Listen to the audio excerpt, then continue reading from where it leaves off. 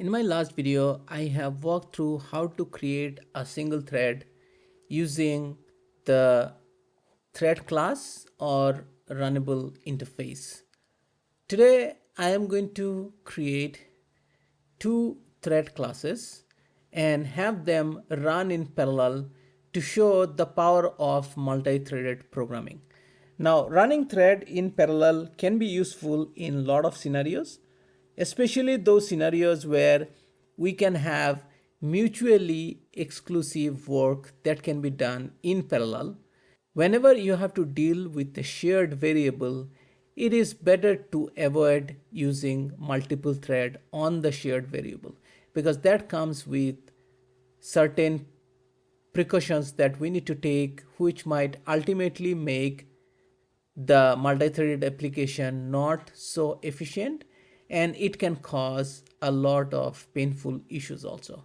Now we'll get into those later, how to handle those kind of scenarios and what are the pitfalls of using a shared variable. In some cases it is unavoidable. For example, when you are writing into database is a shared resource, but there are ways to circumvent those. And when you're dealing with database, the database itself manages its own thread. But for the time being, let's just focus on creating a multi-threaded application, a simple application which is just going to print out certain numbers. So if we create a new class here, and we can name it as counter.java.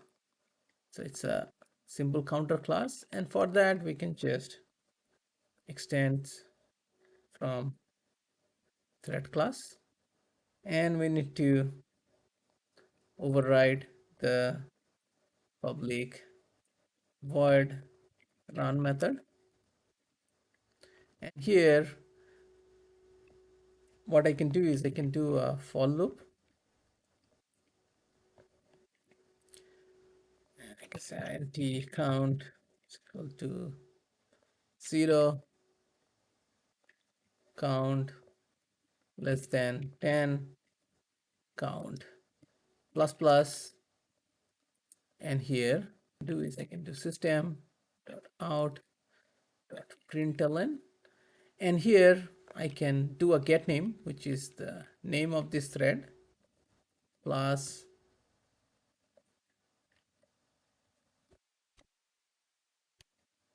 count. So it's very simple. It's just printing the name of the thread and printing the count. And now if I go here in the hello world.java, what I can do is I can create a couple of objects of the counter. So you can say counter is equal to new counter, and counter counter2 is equal to new counter, and then I can do counter1 dot start and counter2 dot start. That's all I'm going to do. And now if I go here, just compile, run this application, you can see thread 0 printed out 1 to 10, and then thread 1 printing out. So it really did not run them in parallel. It pretty much did one after another. It literally went through the first thread, ran all the numbers, and the second one. The reason for that is there is no wait here. Their processor is not getting any time to go and switch the thread and run the next one. So what we can do is we can just use thread.sleep, and we can add a sleep of 100 millisecond. That's pretty much it. Now thread.sleep can cause an error, so we can quickly fix this with surrounding a try catch block. That's pretty much it. Now let's clear this, compile, and then run. This time you can see just because we introduced this little bit of sleep in between, the processor is now, as soon as this particular program goes into the sleep, the processor switches to the other one, and then when that one goes to the sleep, it switches to this one, and you can see here starts with thread 0, then goes to thread 1, then 1, then 0 0 1 0. And of course it is not deterministic because it is doing based on the CPU cycle it has available. But right now we are able to run both the threads in parallel. So this is in a nutshell how we can run the threads. Now for example, if we want to, if we introduce something here, so let's introduce a constructor here.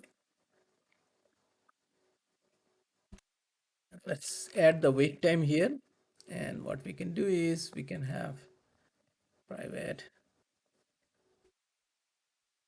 wait, and we can say here the score wait is equal to wait. So we are setting the incoming parameter to this, and here we can just say underscore wait.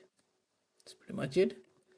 Now of course we need to pass wait here, so let's say pass 100 and pass 500. So they're going to wait for a different duration.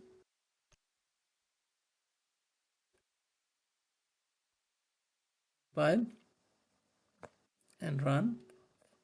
And now you can see thread 0 finished much before thread 1. Now in the last video, I discussed about background threads. And one of the thing I said that the background threads, they, if even if they're running, if the foreground thread is over, background threads are nothing but the daemon thread. If the foreground thread is over, the Java compiler is going to shut down the background thread also. So we can try it out now, given that we have two different wait time. And what we can do here, we can create a Boolean variable, call it is daemon. And then here we can just set the daemon with the is daemon value. And for the first one, we can set it as false. We don't want it to be a daemon thread. And for the second one, we're going to set it as true. So after doing that, let's try to again compile and run. This time you see that the thread 1, which is the second thread here, counter 2, it stopped after printing 2 only because it has a higher sleep. So as soon as counter 1 is done, it has died. So what we can do is to have this not die. What we can do is here we can say counter 2 dot join. Now when we do join, what is going to happen is, now this one has chance of exception, so we'll just put it inside a try catch block. So when we, now I'm just putting try catch block here. When you are writing a real program, you need to figure out how to do the try catch block, and we can discuss about those later when we get into writing full-fledged programs in this channel.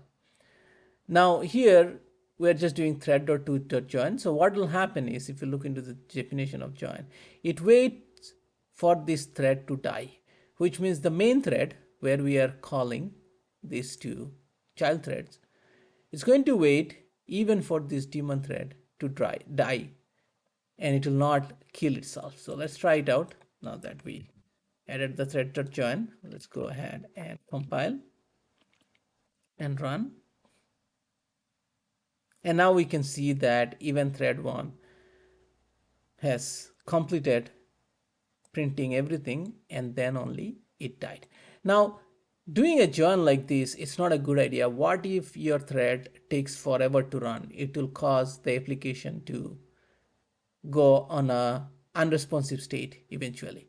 So the join has overload, and you can see it has 3 overload, one which takes milliseconds and one which takes milliseconds and nanoseconds. Now we can just go with millisecond, and ideally we should give, let's say give 1 millisecond wait time, in which case it is still not going to print everything, but it's going to print more than just 2. So let's now compile and run, and we can see here 1 millisecond is probably too less, so let's make it like 2 milliseconds or 3 milliseconds. So let's compile and run, and now we can see at least it has gone from just printing 1 to 1 2 3 4. It got chance to print from 0 till 5. So that is all I wanted to cover for today's video. An introduction showing how we can run multiple threads in parallel, and what is the concept of join and how it can be useful, especially when we configure a particular thread as a daemon thread which runs in the background. If you like this video, please give it a thumbs up. And if you are new to this channel and you think you are getting value out of this channel, please subscribe to the channel. And thanks so much for watching this video.